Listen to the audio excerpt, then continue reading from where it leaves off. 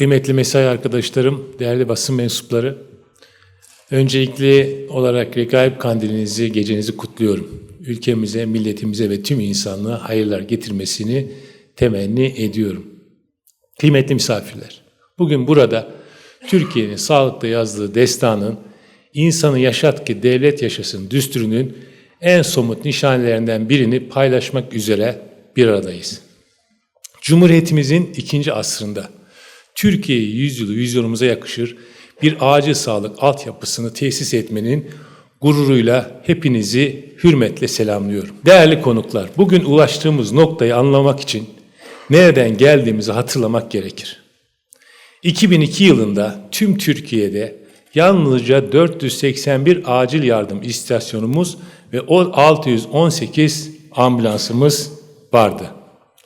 O günün şartlarında yılda ancak 380 bin vakaya müdahale edilebiliyordu. Vatandaşımız en zor anında acaba ambulans gelir mi endişesi taşıyordu. 2025 yılı itibariyle bugün ise acil yardım istasyonumuzu 3574'e çıkardık. Bu yıl hizmete aldığımız 856 yeni ambulansımızla birlikte toplam filomuzu 6308'e ulaştırdık. Yaptığımız bu yatırımlarla ambulans başına düşen nüfus yoğunluğunu %10 azaltırken istasyon başına düşen ambulans sayımızı %8 arttırmaya başardık. Sonuç ortadadır. 2002'de 380 bin olan yıllık vaka müdahale kapasitemiz bugün 7 milyona ulaşmıştır. Artık Türkiye'nin her köşesinde saniyelerle yarışan güçlü ve organize bir sistem kararlılıkla işlemektedir. Kıymetli misafirler, bizim hizmet anlayışımızda coğrafi engel yoktur. Bugün envanterimizdeki özel donanımlı araçlarımızla dünyanın en modern filolarından birine sahibiz. Ensar köylerimiz için 248 kar paletli ambulansımız, 50 yeni doğan ambulansımız, trafikte zamanla yarışan 55 motosikletli ekibimiz, 33 yoğun bakım, obez ve 62 adet 4 sedyeli ambulanslarımızla her türlü senaryoya hazırız. Denizlerimizde ise İstanbul, Çanakkale ve Balıkesir'de görev yapan 6 deniz ambulanslarımızla sadece bu yıl 3000'den fazla vakanın yardımına koştuk. Hava ambulansı hizmetlerimizde de çıtayı her geçen gün yükseltiyoruz.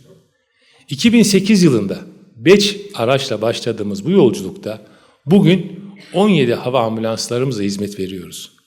Bugüne kadar 70 binden fazla vatandaşımızı gökyüzünden şifayla taşıdık. 2026 yılı sonu itibariyle bu gücü yerli ve milli Gökbey helikopter ambulanslarımız ile perçinleyeceğiz. Şifayı kendi kanatlarımızla, kendi mühendisliğimizle taşıyacağız. Kıymetli basın mensupları, sağlık hizmetlerinde dijital alanda aldığımız adımlarla bir yenisi daha ekliyoruz. Elektronik vaka sistemi ve akıllı bileklik gibi dijital dönüşümün hamlelerimizle her saniyeyi kayıt altına alıyor ve müdahaleyi hızlandırıyoruz. Çağrı anından hastaneden taburculuğa kadar bütün süreç artık sistem üzerinden yapılmakta, ambulansın konumundan hastanın hayatı bulguları yapılan tıbbi müdahalelere, kullanılan ilaçlara kadar tüm verileri anlık takip edebiliyoruz. Vatandaşımıza hızlı ve etkin hizmet verebilmek adına canlı trafik verilerinin kullanılarak en yakın ve en uygun sağlık tesisi seçilebiliyor. Ambulans içerisinde bulunan kameralar özellikle çoklu trafik kazalarında olay yeri anlık izlenebilmekte. Bu sayede vakaların durumuna uygun ambulans ve personel yönlendirebilmektedir. Acil ve afet durumlarında yaralının alındığı konum, nakledildiği sağlık tesisi ve sürecin takibinin yapılabildiği, özellikle kimliksiz hastalarda kara kütle hasta tanımlanmasına yardımcı olmak adına akıllı bileklik projesini devreye alıyoruz. Ancak bu sistemin kalbi fedakar çalışanlarımızdır.